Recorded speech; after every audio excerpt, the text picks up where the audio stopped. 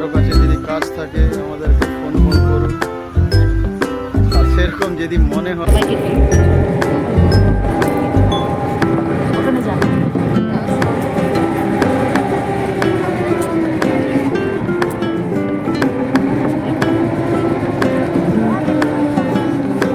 এখন আমরা কাজে যাচ্ছি বন্ধুরা। ভিডিওটা কেমন লাগছে দেখে একটু কমেন্ট করবে। চলো।